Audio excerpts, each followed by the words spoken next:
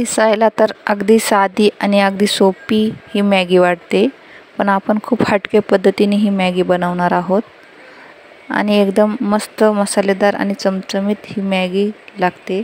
नमस्कार, स्मितल्स किचनमध्ये तुमचे स्वागत आहे। तर आज आपण बनवणार आहोत मॅगी। सर्वात प्रथम एक कांदा कट करून घ्यायचा आहे मीडियम साईजचा। तुम्ही बघू शकता या पद्धतीने मी कट करून घेते। तर कांदा हा बारीक कट करून घ्यायचा आहे। याप्रमाणे मी सर्व कांदा कट करून घेते। त्यानंतर एक शिमला मिरची घ्यायची आहे। शिमला मिरची ही अशी कट केल्यानंतर त्यामधल्या ज्या बिया आहेत त्या काढून टाकून मग ती शिमला मिरची कट करून घेऊया। या पद्धतीने सर्व शिमला मिरची बारीक कट करून घ्यायची आहे। त्यानंतर एक टोमॅटो ही बारीक कट करून घेऊयात। या पद्धतीने तुम्ही बघू शकता। चला तर मग आपण रेसिपी बनवायला सुरुवात करूयात। सर्वात प्रथम कढईमध्ये टाकूयात थोडंसं तेल।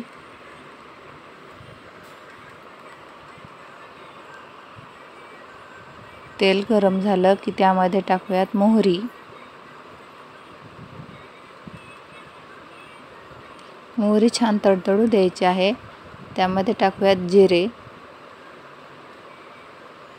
जिरे छान फुलले की आपण बारीक कट केलेला कांदा त्यामध्ये टाकून घेऊयात।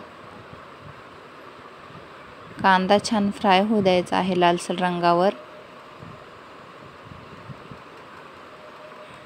कांदा फ्राय होण्यासाठी त्यामध्ये टाकूयात मीठ आणि छान परतून द्यायचं आहे। मीठ टाकल्यानंतर त्यामध्ये टाकूयात कट केलेली शिमला मिरची आणि छान परतून घ्यायचं आहे। लगेच त्यामध्ये टाकूयात कट केलेला टोमॅटो।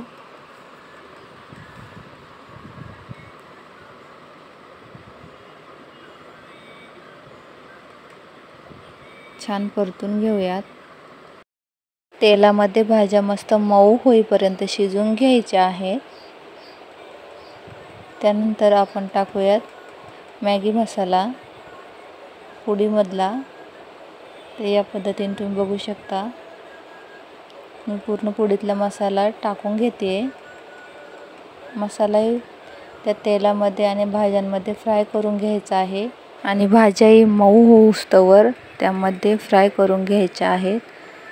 त्यानंतर त्यामध्ये टाकूयात पाणी। या पद्धतीने बघू शकता तुम्ही। पाण्याला छान उकळी आल्यानंतर त्यामध्ये टाकूयात मॅगीची पुडी टाकून घेऊयात आणि छान 2 ते 3 मिनिट कमी गॅसवर शिजवून घेऊयात।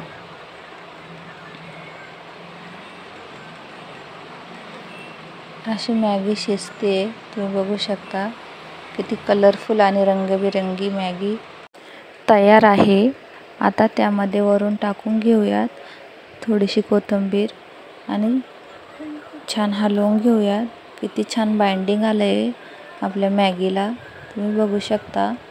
आता ती सर्व करून घेऊया।